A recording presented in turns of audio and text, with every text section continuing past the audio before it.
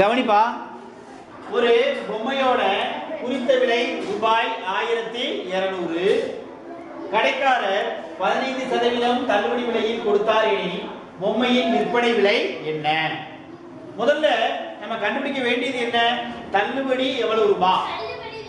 அப்ப தள்ளுபடி என்பது தள்ளுபடி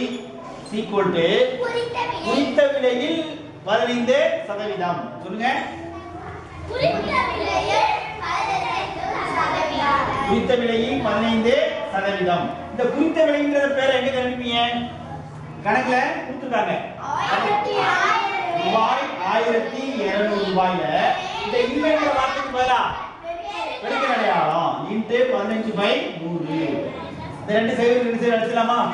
எதை பெருக்கணும்? 12ஐயும் 15ஐயும் பெருக்கணும்.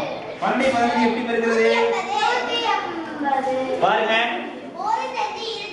2 10க்கு 0 மிச்சம் 1 5 5. அப்ப 5 1 6 60. அப்ப ஒன்றாம் இலக்கத்தை வச்சு பெருக்கிறதுனால ஒன்றாம் இலக்கத்துக்கு நேரா நம்ம எழுதிக்கிட்டு வரணும்.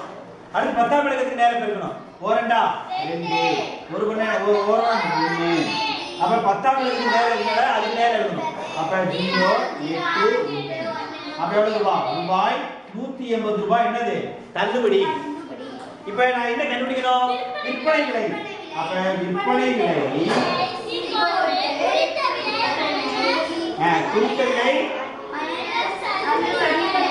குறித்த விலை மைனஸ் தள்ளுபடி 1200 மைனஸ் 180. கவனிங்க கொஞ்சம்.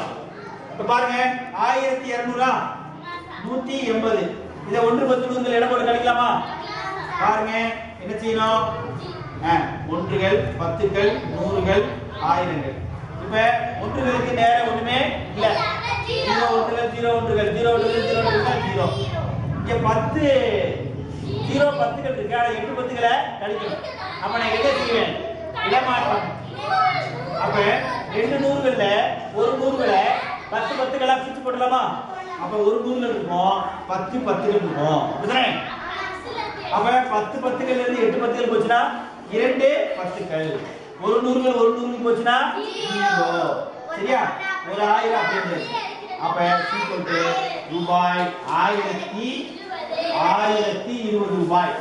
அப்ப எவ்வளவு ரூபாய் பொருள்? 1700 ரூபாய் பொருள் எவ்வளவு ரூபாய்க்கு விற்க போறாரு?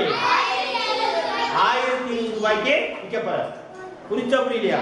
எழுதலாமா எல்லாரும்? நன்றி.